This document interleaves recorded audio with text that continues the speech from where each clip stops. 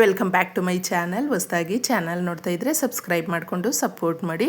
ಸಚ್ಚಿದಾನಂದ ಸಾಯಿನಾಥ್ಗೆ ನಮಸ್ಕಾರ ಮಾಡುತ್ತಾ ಸಾಯಿನಾಥರ ಅನುಗ್ರಹ ಎಲ್ಲರ ಮೇಲೂ ಇರಲಿ ಅಂತ ವಿಡಿಯೋ ಪ್ರಾರಂಭ ಮಾಡ್ತಾ ಇದ್ದೀನಿ. ಗುರುವಾರ ಅಂದರೆ ಸಾಕಷ್ಟು ಜನಕ್ಕೆ ಅದರ ಬಗ್ಗೆ ಗೊತ್ತಿರೋದಿಲ್ಲ. ಗುರುಬಲ ಹೆಚ್ಚಾಗೋದಕ್ಕೆ ಲಕ್ಷ್ಮಿಯ ವಾರ ಕೂಡ ಆಗಿರೋದ್ರಿಂದ ಮುಖ್ಯವಾಗಿ ನಾವು ಏನು ಪೂಜೆ ಪುನಸ್ಕಾರ ಮಾಡದೇ ಇದ್ದರೂ ಕೂಡ ಈ ಸಣ್ಣ ಪರಿಹಾರವನ್ನು ನಮ್ಮ ಅಡುಗೆ ಮನೆಯಲ್ಲಿ ಇರುವಂಥ ಅರಿಶಿಣದ ಡಬ್ಬಕ್ಕೆ ಈ ಚಿಕ್ಕ ವಸ್ತುವನ್ನು ಇಟ್ಟರೆ ಸಾಕು, ಧನಾಕರ್ಷಣೆ ಯಥೇಚ್ಛವಾಗಿ ಆಗುತ್ತೆ. ಚಿನ್ನವನ್ನು ತೆಗೆದುಕೊಳ್ಳುವಂಥ ಯೋಗ ಕೂಡಿ ಬರುತ್ತೆ. ಯಾಕಂದರೆ ಗಗನಕ್ಕೆ ಏರಿದೆ ಚಿನ್ನ. ಆದರೂ ಕೂಡ ಎಲ್ರಿಗೂ ಕೂಡ ಇಷ್ಟ ಸ್ನೇಹಿತರೆ, ಚಿನ್ನವನ್ನು ನಾವು ಸೇವಿಂಗ್ ಮಾಡಬೇಕು, ಇಟ್ಕೊಂಡಿರಬೇಕು. ಒಂದು ಸ್ವಲ್ಪನಾದರೂ ನಮ್ಮ ಹತ್ರ ಚಿನ್ನ ಇರಬೇಕು, ನಾವು ಹಾಕ್ಕೊಳ್ಬೇಕು, ಅಥವಾ ಕಷ್ಟ ಕಾಲಕ್ಕೆ ನಮಗೆ ಸಹಾಯಕ್ಕೆ ಬರುತ್ತೆ. ಈ ಥರ ನಾನಾ ಥರದ ಯೋಚನೆಗಳು ಮಾಡ್ತಾ ಇರ್ತಾರೆ. ಮನೆಯನ್ನು ಕಟ್ಟಬೇಕು, ನಮ್ಮದೇ ಆದಂಥ ಸ್ವಂತವಾದ ಗೂಡು ಇರಬೇಕು, ಆಸ್ತಿ ಮಾಡ್ಕೊಳ್ಬೇಕು, ಈ ಥರ ಎಲ್ರಿಗೂ ಆಸೆ ಇರುತ್ತೆ. ಆದರೆ ಆಸೆ ಪಟ್ಟರೆ ಸಾಕಾಗೋದಿಲ್ಲ, ಅದಕ್ಕೆ ನಮಗೆ ಬೇಕಾಗಿರುವಂಥ ಕೆಲಸ ಕೂಡ ಆಗಬೇಕು.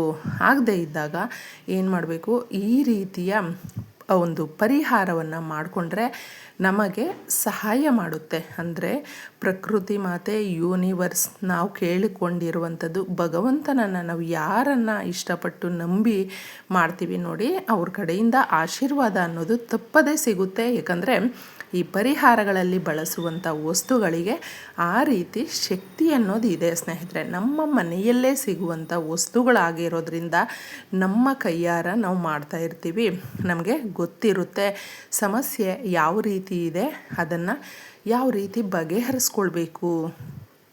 ತಪ್ಪದೆ ಗುರುವಾರ ಸ್ನಾನದ ನೀರಿಗೆ ನೀವು 1 ಪಿಂಚಷ್ಟು ಅರಿಶಿಣವನ್ನು ಹಾಕಿ ಸ್ನಾನ ಮಾಡೋದ್ರಿಂದ ಗುರುಬಲ ಅನ್ನುವಂಥದ್ದು ಒದಗಿ ಬರುತ್ತೆ, ಕೂಡಿ ಬರುತ್ತೆ. ಒಬ್ಬ ಮನುಷ್ಯನಿಗೆ ಗುರುಬಲ ಇದ್ದಾಗ ಯಥೇಚ್ಛವಾದಂಥ ಖುಷಿಯನ್ನು ತಂದುಕೊಡುತ್ತೆ. ಧನ ಜಾಸ್ತಿ ಆಗುತ್ತೆ, ಅಂದರೆ ಹಣದ ಆಕರ್ಷಣೆ ಆಗುತ್ತೆ.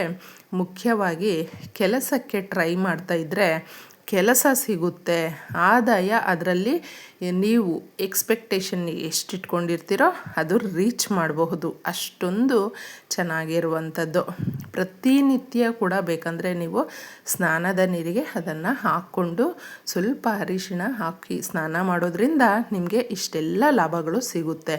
ಇನ್ನು ನಮಗೆ ಅರಿಶಿಣ ಹಾಗೂ ಉಪ್ಪು ಅನ್ನುವಂಥದ್ದು ಒಂದು ರೀತಿಯಲ್ಲಿ ನಮಗೆ ಶುಭ ಕಾರ್ಯಗಳು ಮಾಡುವಂಥದ್ದು ಹಾಗೂ ನಮ್ಮ ಮನೆಗೆ ಯಥೇಚ್ಛವಾದಂಥ ಧನಲಾಭವನ್ನು ತಂದುಕೊಡುವಂಥದ್ದು. ಆದರೆ ಉಪ್ಪನ್ನು ಹಾಗೂ ಅರಿಶಿಣವನ್ನು ಒಂದೇ ಜಾಗದಲ್ಲಿ ಪಕ್ಕದಲ್ಲಿ ಇಡಬಾರ್ದು. ಗುರುಬಲ ಹೆಚ್ಚಾಗೋದಕ್ಕೆ ಹಾಗೂ ನಾವು ಯಾವುದೇ ರೀತಿಯ ಶುಭ ಕಾರ್ಯಗಳನ್ನು ಮಾಡೋದಕ್ಕೆ ಅರಿಶಿಣವನ್ನು ಬಳಸ್ತೀವಿ. ಕಲ್ಲುಪ್ಪು ಅನ್ನುವಂಥದ್ದು ನೆಗೆಟಿವ್ ಎನರ್ಜಿಯನ್ನು ಅಬ್ಸರ್ವ್ ಮಾಡಿಕೊಳ್ಳುತ್ತೆ, ಕೆಟ್ಟ ಶಕ್ತಿಗಳನ್ನು ಎಳೆದು ಇಟ್ಕೊಂಡಿರುತ್ತೆ.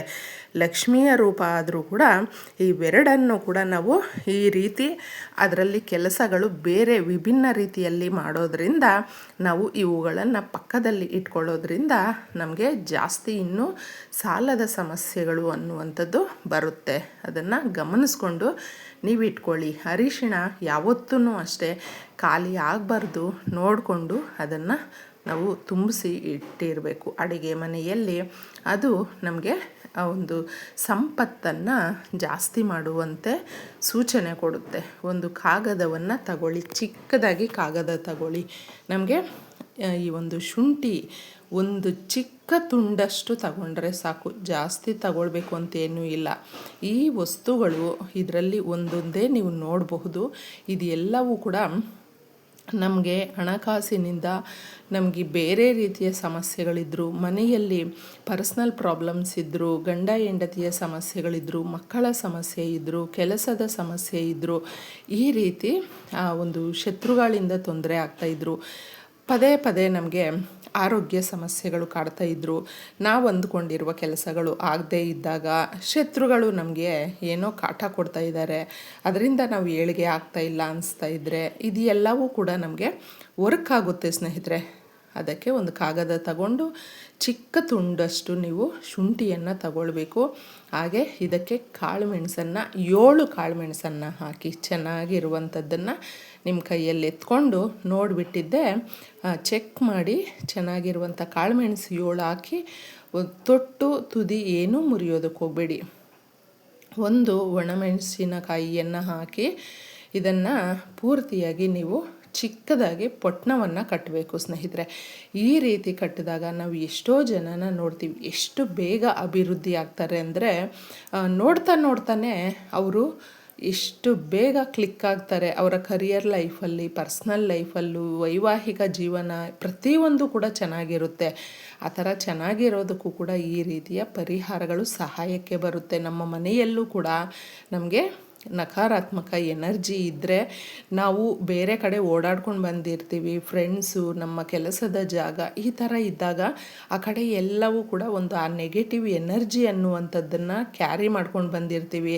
ನಮ್ಮ ಮನೆಗೆ ಯಾರೇ ಬಂದಿದ್ದರೂ ಕೂಡ ಅದನ್ನು ಕೂಡ ಬಿಟ್ಟೋಗಿರ್ತಾರೆ. ಅಂದರೆ ಅದು ಎಲ್ಲವೂ ಕೂಡ ಆ ನೆಗೆಟಿವ್ ಡಬಲ್ ಆಗ್ತಾ ನಮಗೆ ಈ ರೀತಿ ಸಮಸ್ಯೆಗಳನ್ನು ಪ್ರತಿದಿನ ತಂದು ಕೊಡ್ತಾ ಇರುತ್ತೆ, ಕಾಡ್ತಾ ಇರುತ್ತೆ. ಅದರಿಂದ ನಾವು ಹೊರಗೆ ಬರ್ದೇನೆ ಈ ರೀತಿ ಪರಿಹಾರನೂ ಮಾಡ್ಕೊಳ್ದೇನೆ ಸುಮ್ಮನೆ ಏನೋ ಕಷ್ಟ ಇದೆ ಅಂತ ಅಂದ್ಕೊಳ್ತಾ ಇರ್ತೀವಿ. ಆದರೆ ತಪ್ಪದೇ ಇದನ್ನು ಮಾಡ್ಕೊಳ್ಬೇಕು. ಯಾಕಂದರೆ ನಾವು ಪ್ರತಿನಿತ್ಯ ಓಡಾಡ್ತೀವಿ, ಕೆಲಸಕ್ಕೆ ಹೋಗ್ತೀವಿ, ಬರ್ತೀವಿ. ನಮ್ಮ ಮನೆಗೂ ಕೂಡ ಯಾರಾದರೂ ಬಂದೇ ಬರ್ತಾ ಇರ್ತಾರೆ, ಹೋಗ್ತಾ ಇರ್ತಾರೆ.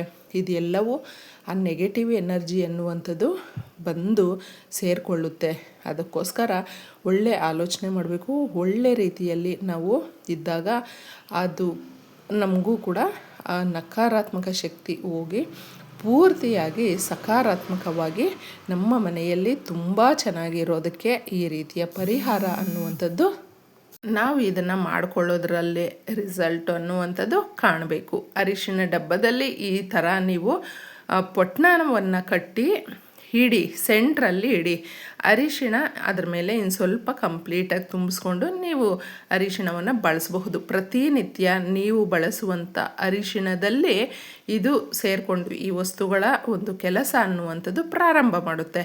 ಅದು ನಾವು ಅಡುಗೆಗೆ ಬಳಸ್ತೀವಿ, ಆಗ ನಮಗೆ ಉತ್ತಮವಾದಂಥ ಆಲೋಚನೆಗಳು ಅನ್ನುವಂಥದ್ದು, ಆರೋಗ್ಯ ಅನ್ನುವಂಥದ್ದು ನಮಗೆ ತಾನಾಗೆ ಕೂಡಿ ಬರುತ್ತೆ. ಅದಕ್ಕೋಸ್ಕರ ಈ ರೀತಿ ನಾವು ಮಾಡಿದಾಗ ನಾವು ಏನು ಅಂದುಕೊಂಡಿರ್ತೀವಿ ನೋಡಿ ನಮ್ಮ ಮನಸ್ಸಲ್ಲಿ ಅದು ನಡೆಯೋದಕ್ಕೆ ಸ್ಟಾರ್ಟ್ ಮಾಡುತ್ತೆ.